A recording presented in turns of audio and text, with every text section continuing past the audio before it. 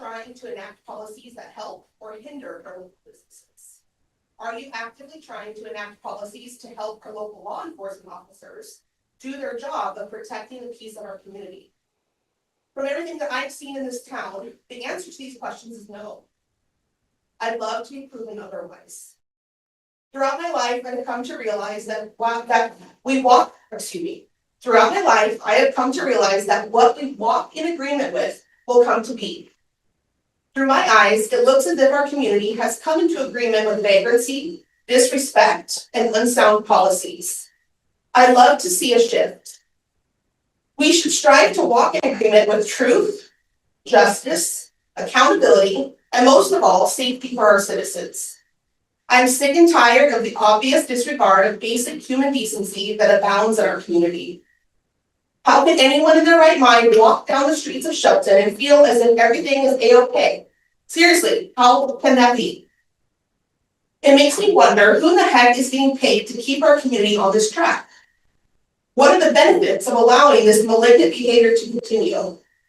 For us tax-paying, law-abiding citizens, what are we to do? The only thing that I know to do is, number one, pray. We need Jesus in this town, this county, and this state. Number two, come to settings such as this and voice our concerns. And number three, get loud about paying attention to our local elections. If y'all can't do what is right for the citizens of this city, it's time for you to go. Thank you for your time. Thank you. Thank you.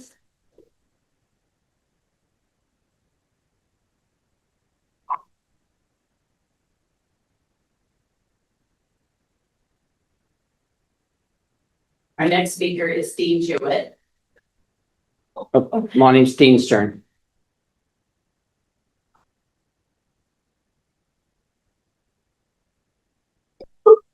Morning. That's a hard act to follow right there. Thank you. Hope you guys can listen to that really, and not even listen, but hear.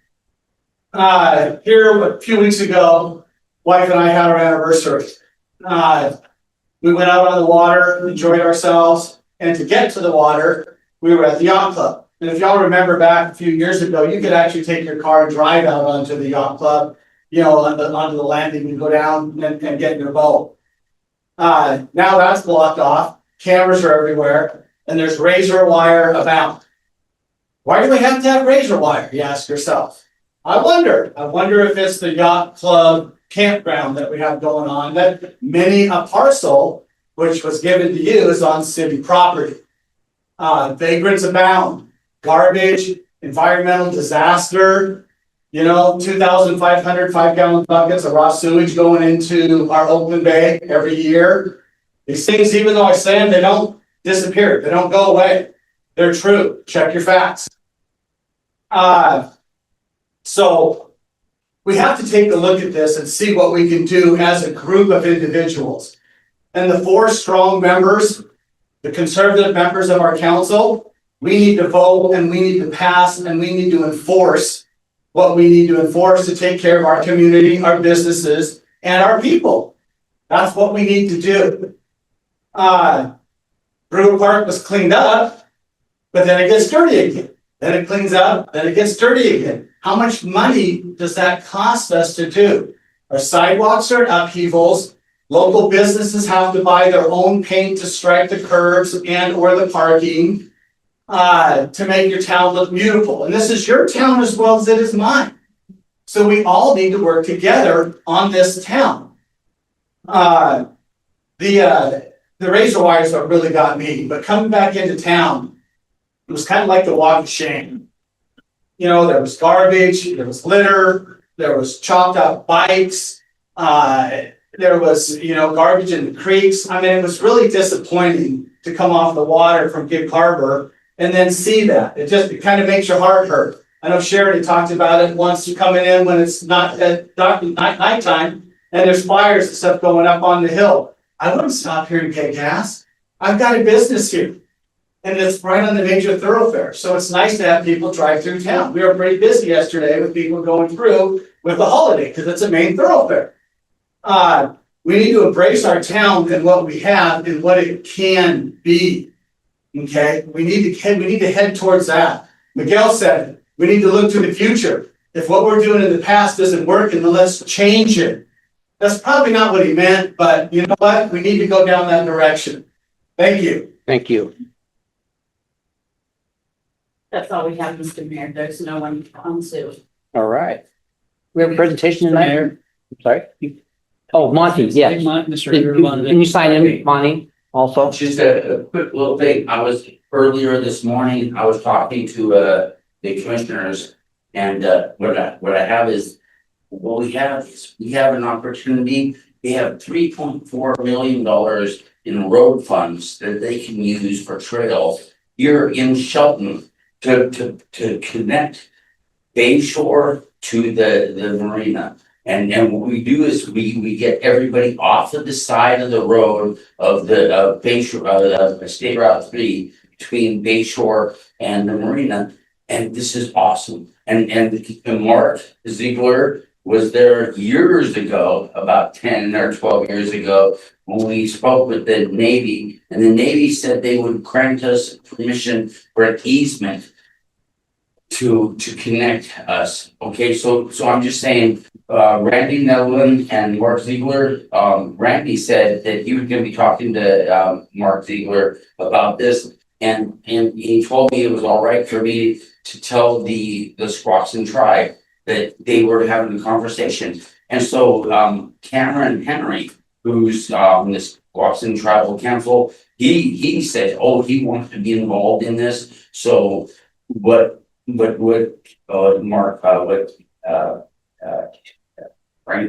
Randy Netherlands said is that what we need to do is put together a group, a work group, so that we can bring something to him as a commissioner. So with respect to you guys, I would love to talk to Jordan. So this next Monday is their first meeting of the month. I'd like to be able to go to them and ask them, yeah, how do we go about doing this? Because this is way over my head. Okay, so Eric, you've got family that knows what's going on. Mark's been here for 20 years. I've been looking, what do I do? I don't know what to do. I'm way over my head. Thank you. Thank you. We'll work on that with Mark, but looking at a committee. I'll talk to you later. All right, thank you. Thank you. All right. Okay, we have a presentation tonight from the Chamber of Commerce. CEO Deidre Peterson is here give us some information. Mayor, members, I have a brief update for you for the Chamber for the second quarter. Looking at the visitor services that the city in part funds. The Chamber receives funds from the city as well as the county lodging tax and have partners with Forest Service and Park Service to provide visitor services throughout south into the county. So we're going to give you a quick update on second quarter. I think we have some slides. Close to being on it.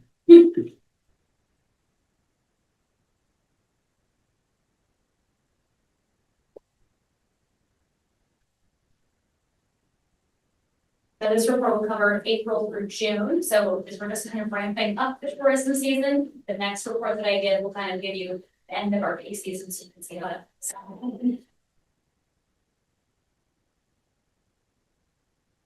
So there you can see a photo of the caboose open on Forest Festival Parade Day, parade attendance downtown, and that's something I'll talk about a little bit later. So on the next slide there, you'll be able to see our visitor counts. That is looking at overall between the chamber office, the caboose, and the sport, the passes and maps that we sell, as well as the visitors and phone calls that are served. And you'll see some trends that we've seen there. Discover annual passes and Forest annual passes continue to increase. And we're seeing more people opting for year-round passes than day passes, which is great news, because hopefully that means they're visiting us more frequently and finding more things to do in the area. Specialty maps are continuing to perform well. And although we've seen a drop in foot traffic and fewer calls, we've seen stronger engagement per visitor. So what we're seeing is larger groups sending one person in to get the information that they need, rather than an entire group coming in to visit. with the exception of the caboose, where we continue to see families, because kids, especially boys, are very excited. There's a bathroom in the train. And it continues to be a big highlight for our visitors in downtown. Supply limitations from Park Service and Forest Service have continued to be a real stressor for us. If we don't have the inventory, we can't sell that. So we're continuing to work with our partners to make sure that we're able to restock because demand continues to be high. And we're working with the forest rangers to do things like bear canister drop-offs, because there's very few locations you can do that around the entire loop. So that creates an opportunity for us to bring visitors in, provide them with information, and hopefully keep them in our area a little longer. On the next slide, you'll just see a brief overview of the Facebook pages we manage. One specifically is the Town Visitor Center page. And while that tends to focus on food sport in the National Forest, again, that's our hook to get people here. And when they're either passing through on their way to or from, it gives us an opportunity to have them spending their money here at shelter. And you'll see the port reach for the chamber page is about 25,000, but just 2,000 on the Town Visitor Center page. And on the next page, the Shelton Caboose, which as you can see there, she's looking shiny. We saw in-state visitors from Tacoma, Olympia, Seattle, Allen Forks, Belfair, and of course residents within Shelton. But we also saw several folks from out of state, so California, Philadelphia, and Rhode Island during second quarter. And the Caboose, we made an effort this year again to make sure that beyond our contracted hours with the city and the county, whenever possible, if there's a special event that's drawing folks to town, that we're able to open that up. And so we flex our hours with staff or with volunteers to make sure someone is in there. So I took the Forest Festival shift and Katie took the Art Walk shift to make sure that we're able to grab folks that are coming into town, and downtown car show is another one during second quarter. Next page there, we'll just see our Google landing page, so you can see the number of folks searching for that. Number one search that brings them to the Caboose is where's the visitor center? Makes sense. We continue to have high engagement and great reviews on that page. And on the next page, quick update. You haven't seen her lately. She's looking a lot more updated. So the carpet that had been in there since I was a child has now been replaced. And we were lucky to get some recommendations from local contractor about the type of material we should use, and had another local contractor be able to install it for us at their cost. So we were able to really stretch our dollars, because maintenance is not part of our visitor services, but it absolutely affects our guest experience. So you'll see in there brand new floors that are LVT throughout, much easier to keep clean. They look a lot better. We got a new paint job, new lighting fixtures, redid the bathroom, and you'll see the signage. You can see two of them in that picture. And Mark, if you go to the next slide, you'll see a few more examples. We worked with Explore the Canal and Rachel Hansen at Northwest Event Organizers to create some self-guided info boards. So the site you're seeing here is timber history. We also have some on railroad history. So they're interchangeable. We can move them throughout the year. And they're placed, there are 7 of them throughout the Caboose, featuring moments from our history as an icon for the logging industry of the area. And of course, we have the brochures and the topographical map, which is pretty everyone wants to touch. She just won't get down pretty quickly. But there's also a new kiosk, which you'll see there in the main picture on the right-hand side. That has the Wildside app on it. So that is the county's progressive app. What that means is the progressive app, you can download it to your phone, but you don't have to. You can either use it in a kiosk or tablet form at a local business, or you can just go online to Explore the Canal and navigate through this Wildside app. So if you're looking for hiking trails, if you're looking for restaurants, is you direct deep dive. You can look at where's the lodging in Shelton specifically, what does retail look like? And so we work really closely with Rachel to make sure those entries are updated. Jeff Slakey's been a huge part of that project. And that just rolled out after almost 18 months of building a very custom app. There's a lot of information there. And what's great too is we have the capacity to grab email addresses who are downloading them, see where folks are coming from, what locations they're interacting at. And when there are things, even not great things like the Bear Gulch fire, we can put notifications on that main page, which is huge in making sure that visitors have the most up-to-date information. And then the last there is just thank you again. That's another event that we did this open at. That was for Moto Olympus Rally. We also did Moto America.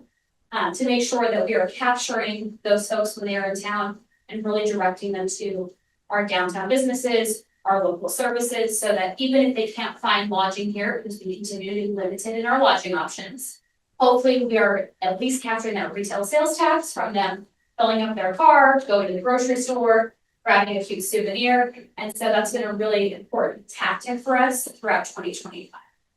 Other than that, I'd be happy to answer any questions from the council. Any questions for Deidre? Okay. Thank you, Deidre. Thank you very much. All right, we're on to our business agenda. Our first business item is an ordinance related to business licenses. Interim Finance Director Terry Schnitzer has details for us. Tonight I bring you an amendment to the section 5.0.040 related to the business license section. And just to give you a little bit of background to this 2018 model. In 2018, the state said that we as cities who are collecting business license fees that we need to join the business licensing system through the Department of Revenue. And so we had done that in the time we had adopted the 2018 model. And for the effective January 2019, within this model, the state also required a work group to be established.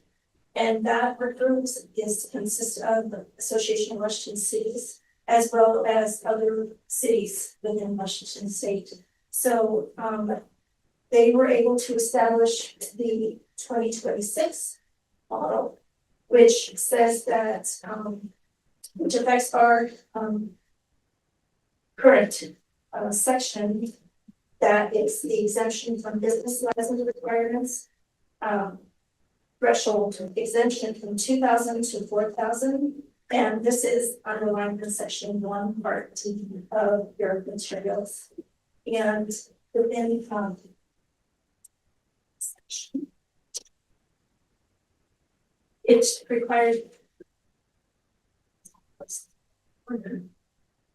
required any business or person whose annual value of products, gross proceeds of sales, or gross income of the business in the city is equal to or less than $4,000 and does not maintain a place of business within the city. So these will exempt those businesses. It also includes information regarding the threshold amount that will be adjusted every 4 years, as well as the CPI Bureau Consumer Price Index. So this is being brought to you now because we need to adopt this within 75 days of it going into effect, which is January 1st of 2026. So, and with that, with the recommendations, if you can, is it on the action agenda? Thank you, Terry. Donna, I'm reading ordinance number 2032-0725. Ordinance number 2032-0725. An ordinance of the city of Shelton, Washington, amending section 5.04.040 of the Shelton Municipal Code relating to business license. Do we have a motion?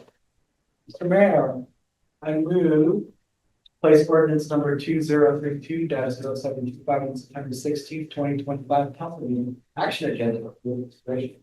Thank you. Okay. All right, comments or questions? Sure. Is 4,000 enough for micro business to survive if that level, or is there a sweet spot where we can go even a little higher to help out small businesses and micro businesses?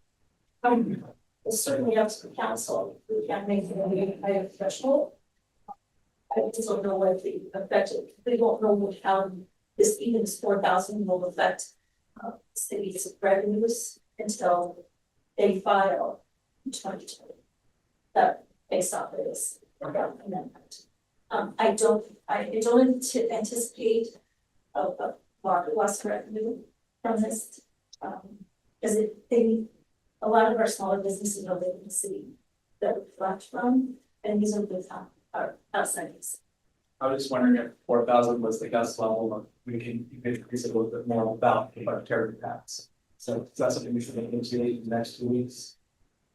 If you try, yeah, it's just, we can try and get those reports as to who's out of the city, that has less than 4,000.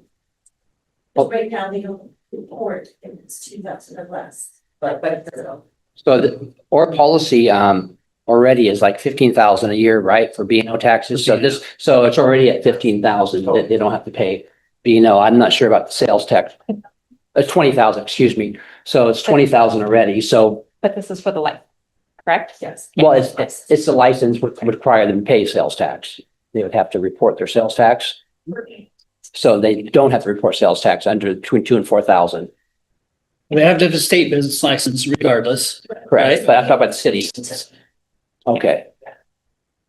And then, so this would be for like somebody coming in to fix somebody's porch from Olympia.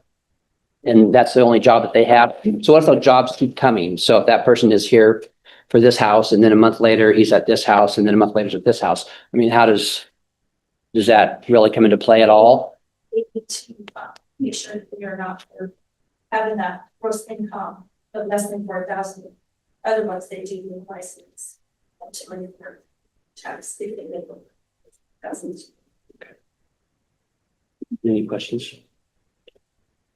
Mr. Mayor, if you will, Councilmember Gutierrez, were you referring to the draft ordinance that discuss businesses within the city and without the city? I guess I want a clarification because That's it. just within, because this threshold is for businesses that are not a brick and mortar. They're located out of the city. They're coming in and performing a function or doing business within the city, but they're not located, right? Or not addressed within the city. So you're referring to those that are located within the city? Yeah. Okay.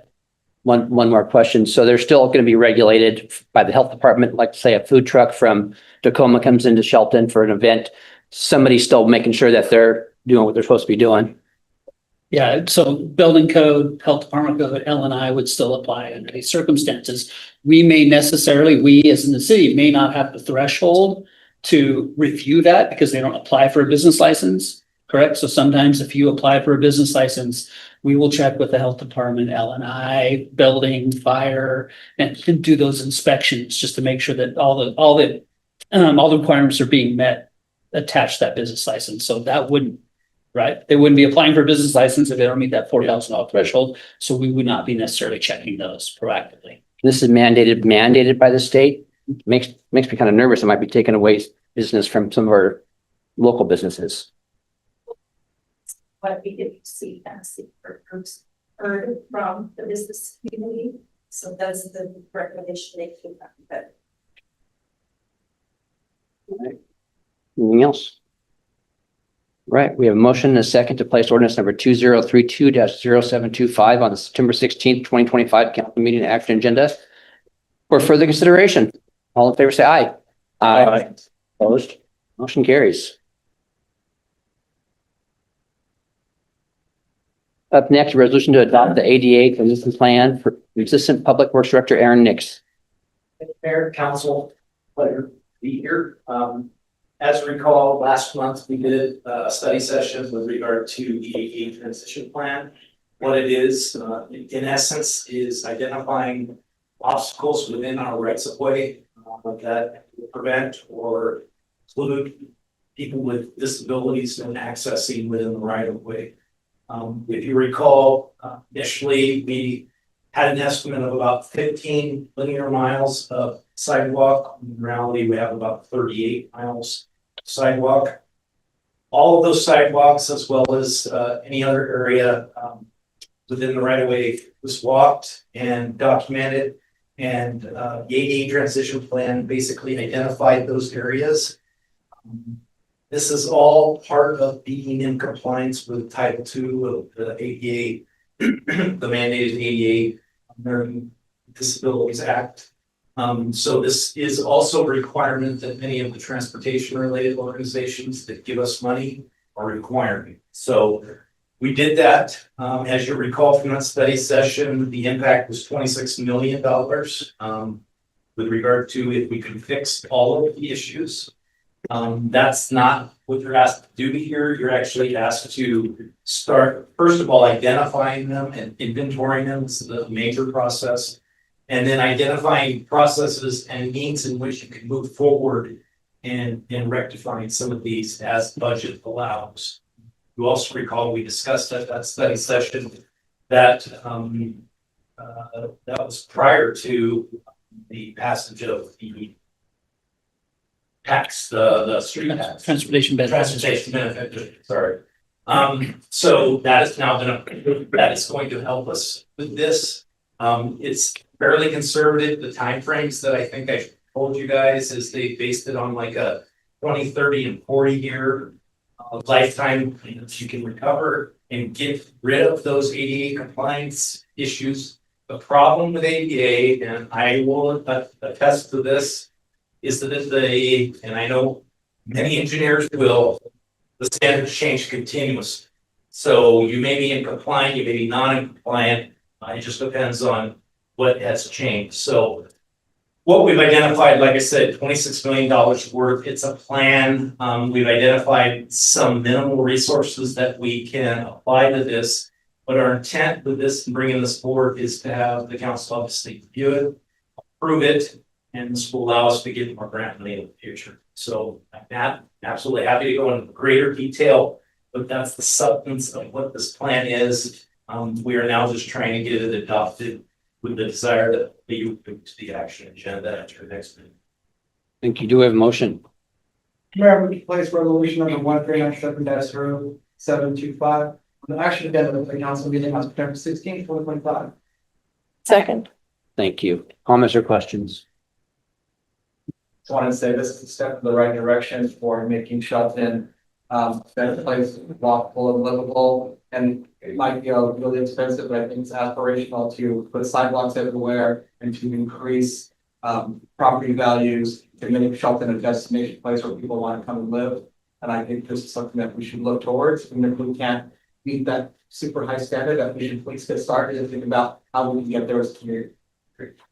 Thank you. So what are the guidelines to move forward with this? I mean, we identify the thing and then we start, or we have to like 1 year or 2 years, 5 years, we have to make this much progress. There's no reporting requirement at this time, but I will tell you that there may be in the future. One of the things that we're working on with the consultant, we do have a little bit of additional budget left. We're trying to develop an app in which, as these things are getting corrected, it will correct it in our GIS software. It'll actually raise the scores or eliminate that piece. Very inexpensive, but we will be prepared for that if it gets to that point. That is not a requirement at this point because the reality is every city is in this predicament and you would end up suing every city all the time because there's just not enough money to cover all. So that's the fiscal reality of it, but these are issues that I agree we need to address. It's kind of normal, the unfunded mandates that we have by the state. Absolutely. Often. All right.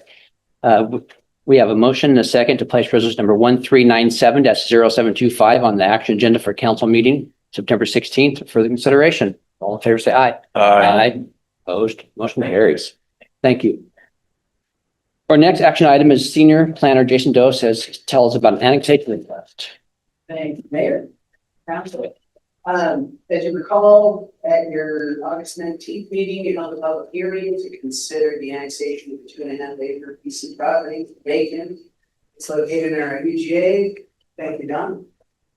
I'll miss that. I didn't even give her that crap. She's actually Trying to shine on her last day. Take credit, take credit. That even surprises me more.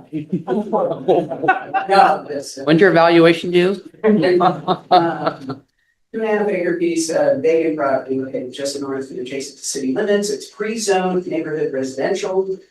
August 19th, you guys held a public hearing and did the first reading of the text ordinance. Nothing has changed. I haven't received any contacts about the request, and we're asking you to adopt the ordinance. Incorporate that into the ordinance.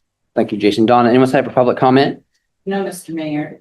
All right, may I have a reading of ordinance number 2030-0625? Ordinance number 2030-0625. An ordinance of the City Council of the City of Shelton, Washington, annexing certain property located within the City of Shelton urban growth area into the City of Shelton corporate limits. Thank you, Donna. Do we have a motion? Mr. Mayor, I move to approve ordinance number 2030-0625 and authorize the mayor to sign the ordinance on council's behalf. Second. All right. Comments or questions? No? We have a motion and a second to approve ordinance number 2030-0625 and authorize the mayor to sign the ordinance on the council's behalf. All in favor, say aye. Aye. Opposed?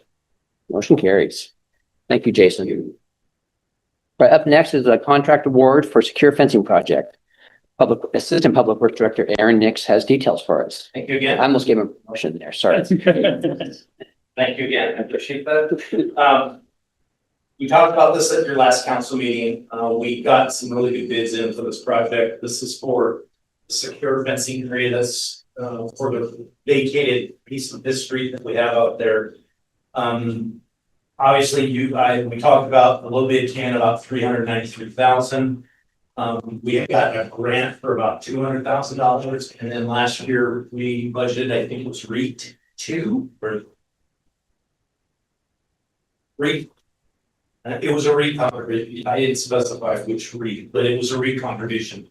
Bottom line, you guys, is that we have adequate resources to not only the design's complete, to construct it, as well as to include, if you recall, you approved that $50,000 piece for all the new equipment and stuff that needs to come in. This is the hard infrastructure that will begin. So with approval tonight, that will allow us to award the contract and move forward with that. You'll notice the signs are already up, trying to warn people. We had to modify it a little bit. Folks were a little bit concerned that we're close to all of Fifth Street. No, it's just the location of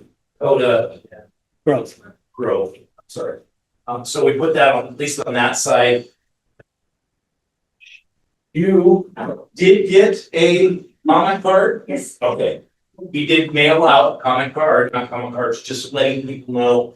At the last meeting, she said she didn't get one. We had just sent at that point, so. Came in the mail next day. So we have gotten the word out. We're really excited for this project because it's gonna help protect our officers. And it really needs to happen. So it's budgeted, the design's done. We just need you to authorize us to go to contract. So if you have questions, happy to answer. Thank you, Aaron. Don, anyone set up a public comment? No, Mr. Mayor. May I read the resolution number 1393-0725? Resolution number 1393-0725. A resolution of the City of Shelton, Washington, awarding the secure fencing project to Diversified Holdings Northwest LLC and authorizing the city manager to execute contract documents. Thank you, Donna. Do we have a motion? Mr. Mayor, I move to adopt resolution number 1393-0725 as presented. All right. Second. Comments or questions? All right. We have a motion and a second to adopt resolution number 1393-0725 as presented. All in favor, say aye. Aye. Opposed? Motion carries. Right. Another item, Aaron. Thank you, Mayor. Lastly, we did discuss this at our last meeting. I told you that we did have a power failure here. Our uninterrupted power supply did not function. And it's an important emergency management tool that we use to basically transition from no power to our generator. It did not work Friday server because of it. This is an important infrastructure, but it's also expensive, you guys, so I'm not going to be shy about it. Originally, we had budgeted, as I mentioned last time, $80,000 for this. We had to get some electrical design work done on that. We spent about about $6,500. The actual cost for the unit and the installation was $113,000. We believe that we will probably have adequate resources to cover that. If not, there may be a supplemental budget coming your way to identify the rest of those monies, but we think we can cover it. So we're going to try. But again, this is the area up on the second floor. Basically what it does is it supplies 15 minutes power to the entire building till the generator kicks on. Generator is slated to kick on within 10 seconds of that happening. So we just want to have a little bit of leeway with regard to timing. The more time you need, the much more expensive it gets. Batteries. So we're upgrading the batteries. It's a very positive project. It will help us if in case this becomes an emergency management center, then have the resources and availability to continue. Also, we have 911. I know they're leaving, but we also have our police department support here. So it is an important. The current one is at least 20 years old. So at least. So. Thank you, Aaron. Donna, and was that public comment? No, there isn't. Can I speak on that? Yes. So being in the maintenance industry, kind of ironic, kind of alarming that it didn't work. So I guess the question that we want to ask is there a policy and procedure? Is there a maintenance record that we go in and we test on this? I mean, to find out that it doesn't work when there's an actual power outage is not the direction that we want to go when something doesn't work. So I guess maybe somebody can, Mark, maybe you can email me back or somebody in Public Works.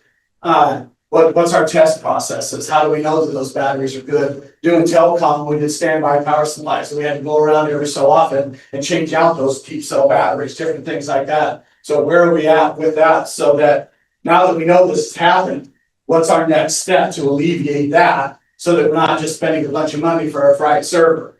So, and we're having stuff lost. I mean, if it was a real situation, we just got to be careful. So those are just some questions that I got. Thank you. Thank you. Mr. Mayor, if you don't mind. Yes. We had a maintenance service agreement through my experience with the facilities and parks department. They managed that service. They replaced batteries when it was necessary. That managed service ended. They would not service this equipment any longer because of its age and the cost to change out the batteries. We decided to move forward with replacement of the entire UPS service unit because the batteries and the technology just was making it, more expensive and difficult to maintain. This is a 480 volt system, comes in at 480, goes down 270, goes back up to 480 without an isolation switch on it. So you have to essentially work on it live. You can't isolate it as well. So it's a safety issue for our staff and for anybody that's servicing this equipment at the same time. I will say we've had this budgeted for a number of years. It fell off the radar a little bit, and I'll take the credit or the blame for that, whichever you want to say, because that fell within the facilities department when I was managing that department. I'm thankful that we have a public works department that's taking on this work, addressing this now, and then we get it back up to speed. We have a maintenance and service agreement within the contract with the new supplier. So I forget the name. Is it a Mitsubishi or is it another brand? Presidio is the contractor. Yeah. So there's a maintenance and service agreement within that contract. So that's maintained for a duration of time, because obviously warranties that are included with this new equipment as well. The other thing that I just want to quickly add is that I think I mentioned this last time, this is on state contract, so we are getting the best value based on the state pool as far as these types. So it's a very good point. You made a very good point. The reality is that we're trying to, just the batteries they're old and they need to be replaced again. So this is a right step in the right direction, and we will continue to monitor this as we. Thank you. May I read the resolution number 1396-0725? Resolution number 1396-0725. A resolution of the city of Shelton, Washington, authorizing the city manager to enter into a purchase services agreement number 25-015-CSA and purchase order number 25-038 for services and materials in replacing the existing uninterrupted power supply at the Civic Center. Thank you, Donna. Do we have a motion? Mr. Mayor, I move to adopt resolution number 1396-0725 as presented. All right. Second. Thank you. What's your questions? I just wanted to reiterate what we said 2 weeks ago. This is super important for our first responders, before our first responders, and everything in the city depends on us when something goes wrong.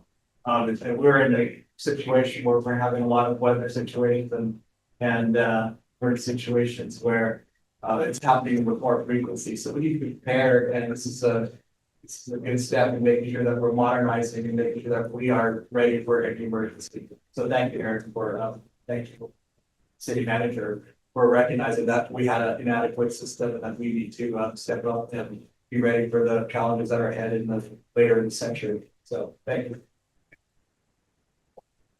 Yeah, very important. Being a business owner myself, using Unix-based systems for the last 20 years, when you have a power surge and not properly protected, it's usually a pretty bad situation. It usually costs you 10 times as much to have that repaired. So thanks for being on top of that. All right, we have a motion and a second to adopt resolution number 1396-0725 as presented. All in favor, say aye. Aye. Opposed? It carries. Now we have resolution joint paving project with Mason County. Public Works Director Jay Harris has more information. Good evening, Mayor, Deputy Mayor, Council, Jay Harris, your Public Works Director. So 2 of the hottest days this year, July 15th and 16th, we paved with Mason County up in the West Mountain View neighborhood. Got about 10 blocks done of paving. Prior to that, July 1st, I brought your resolution. In that resolution, it set the total contract expenditure to be $150,000. So we calculated all the quantities and we were just right on the edge near $150,000. The section of the roadway put down more asphalt, and rather than taking and not doing the final couple of blocks on the last day, we spoke to our city attorney, and it ended up that the $150,000 spending threshold didn't apply to this project county, which was good. We had maps out, we had people out there, all the equipment, the pavers, everything. So we moved ahead and spent more money just to finish and get to the 10 blocks. Otherwise, we would have had about 8 done. So what we're looking for tonight is for you to amend the prior project authorization of $150,000 to allow the city manager to sign the final bills and everything as they come in for the project. So in terms of dollars, we did allocate $150,000 in transportation benefit district funds. We have about $20,000 in utility funds also going to the project. We think the final cost is going to be somewhere around $200,000 to $210,000. We're still raising manhole rims, putting down shoulder rock, doing some other things. So we're going to need somewhere around $30,000 to $40,000 over the $150,000 threshold. So that's what the resolution is doing tonight. We'll give them authorized to move forward to sign. The big bill came from the county. So here's the map of the streets that we did. They're the light pink. And next slide.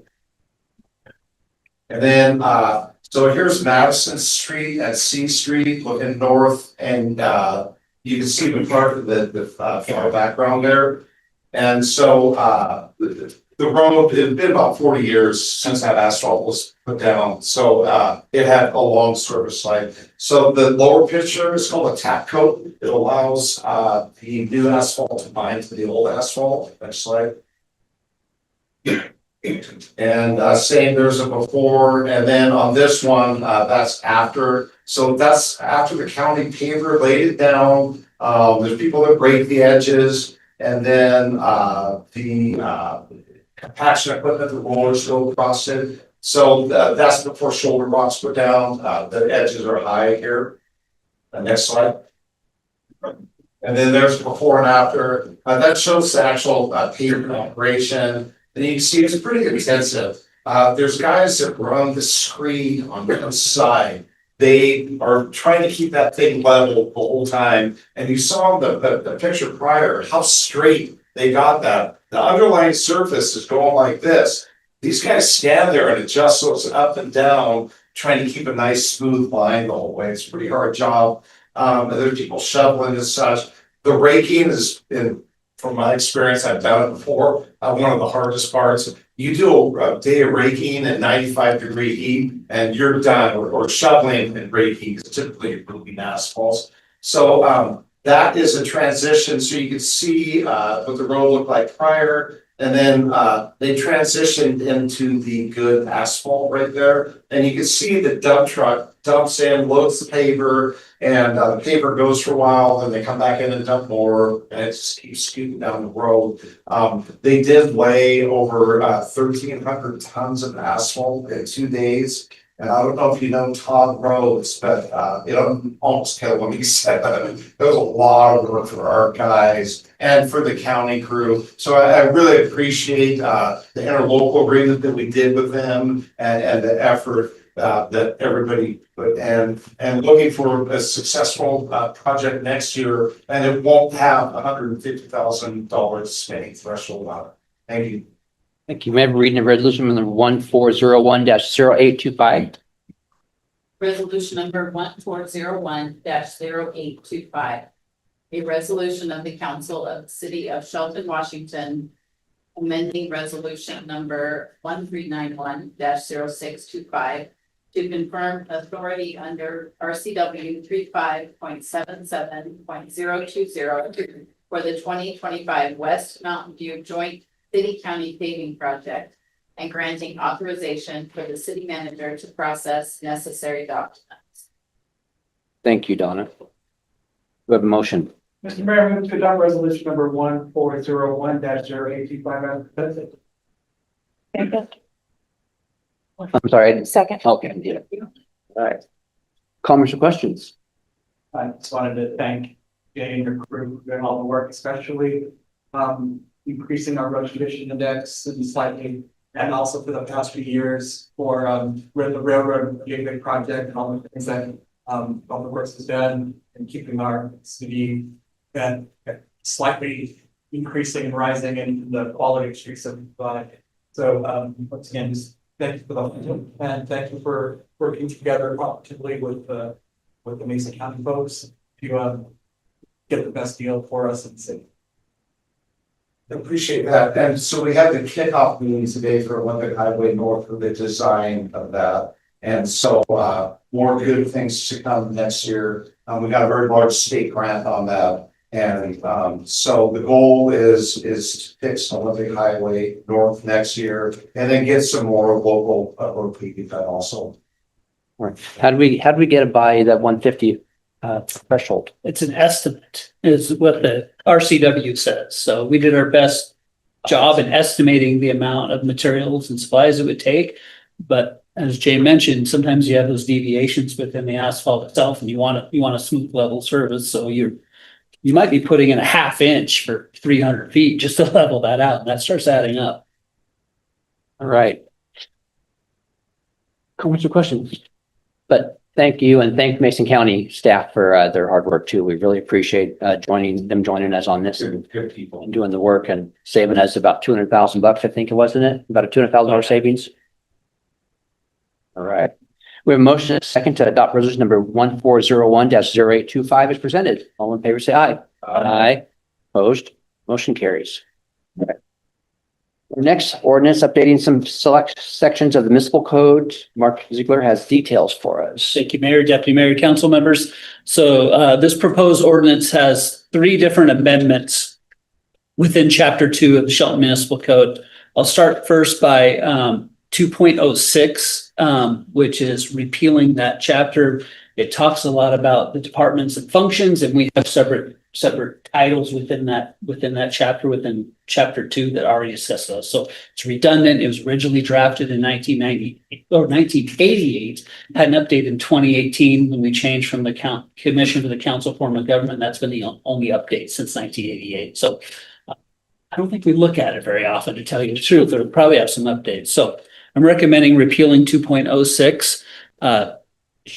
Title 2.18 is in reference to the city manager's duties and functions. And we've talked a lot about signing authority, particularly with purchasing authority for the city manager. Right now, by resolution, the manager's signing authority is $30,000 threshold. We talked about the cost of materials, cost of supplies, and business that we're conducting on a daily basis. And it brings a lot more to the council level, slows down some of the projects that we're trying to complete. And so the proposal is to bring forward a delegated signing authority within the Shelton Municipal Code. So it's codified by the council and only changed by the council's action up to, or less than $50,000. $49,999 would give the city manager signing authority. Anything above that would still have to come to council. We obviously would still approve those, and council would approve those within the annual budget, regardless of the threshold of the project or purchase at the same time. So again, provide some efficiencies, take some of the administrative burden off when they're equipment purchases and things like that. We'll certainly be briefing council, and we can certainly add that to the consent agenda or the action agenda when we believe it's important enough to broadcast this and transparently bring these items, these purchases to the council so they can be considered in front of the public. The last title is 2.60010, which determines office hours of the city hall or civic center. Again, this has not been updated in many years, and our office hours have changed over time. So within this code, we're recommending the council give authority to the city manager to determine the office operating hours here in the civic center. Certainly, we will discuss that with the council prior to any changes, unless it's temporary closures due to staff training or an emergency of sort, and as resources allow us to maintain our office hours. Certainly that'll be discussed within the annual budget at the same time. So those are the three recommended changes within draft ordinance 2031-0725. Thank you. Anyone have public comment?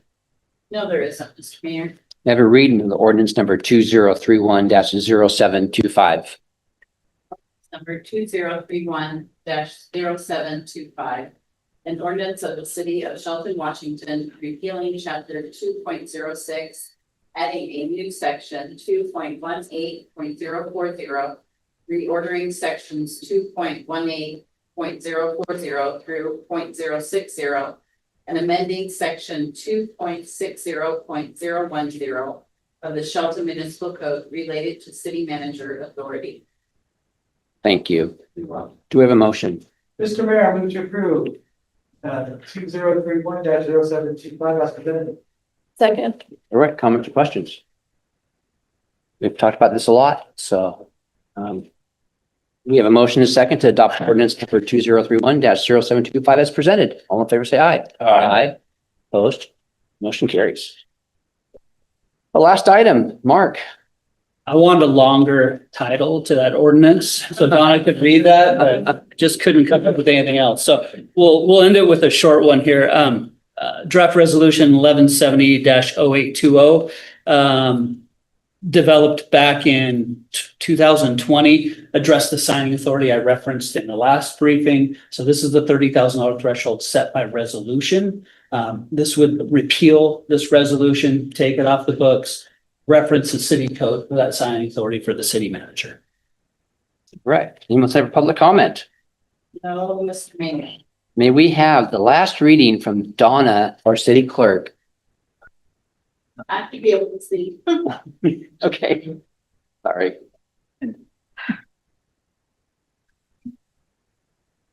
I might have to have the new clerk come up here. Resolution number 1394.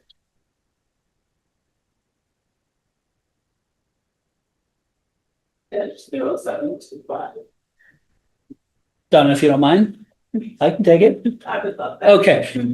Resolution number 13940725, a resolution of the council of the city of Shelton, Washington, geez, maybe I can't, authorizing the repeal of resolution number 11708020, authorizing staff signing authority for contracts. Thank you, Mark. Do we have a motion? Mr. Mayor, I move to approve resolution number 1394-0725 as presented. Second. All right. We have a motion in multiple seconds to adopt resolution number 1394-0725 as presented. All in favor, say aye. Aye. Opposed? Motion carries. Mark, do you have a report for us tonight? You know, I don't have much tonight. I'll save some comments for Don later, but I think that I'll joke and say it all pays the same. Retirement doesn't pay the same. That's what we said a lot here, between us and in closed doors, because it really does all pay the same. And the pay is that we're serving our community. And Donna did that with integrity and dedication every day. So I really appreciate her efforts. New discussion? I just wanted to thank Donna. Donna, you're the favorite character in this show of Shelton City Council Live. My mom tells me all the time how great you are and how you really run the city. So I just wanted to let you know that you're appreciated and we're gonna miss you. And you're a fine example of professionalism in the county and the city and of all the employees that we have here. And we're really gonna miss you. Thank you. Well, I guess I'll go next. I wrote something because I'll screw it up. Today is the last day of our incredible city clerk, Donna. As you're off on a well-deserved retirement, your professionalism, ethics, and hard work has left an undeniable mark on our community. Your dedication to serving our citizens and your willingness to help the council whenever needed have made a significant impact on all of us.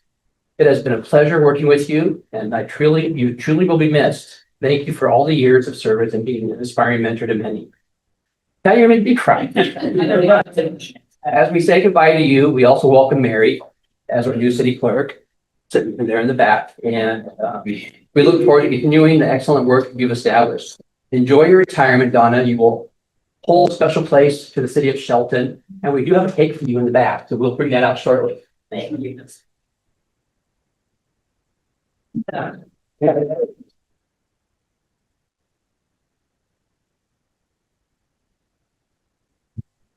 Anybody else? If the city falls apart when you're not here, I won't be surprised because you really are the glue. And I actually feel bad for other cities that don't have a Donna.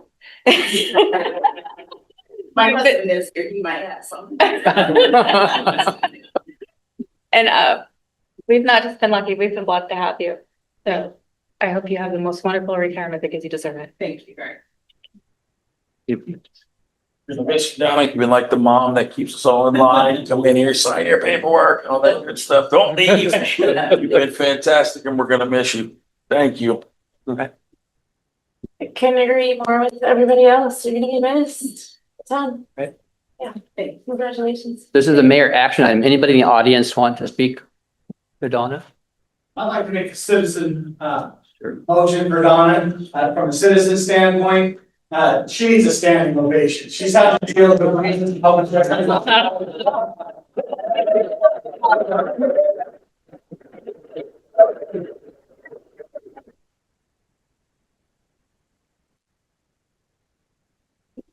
Free French fries, Donna. All right. Okay, if no one else would like to speak,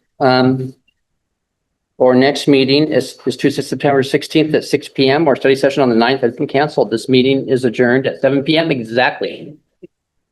And anybody want to say a cake? I have a cake in the back. I'm going to go get it. Start recording. Hey, Mayor.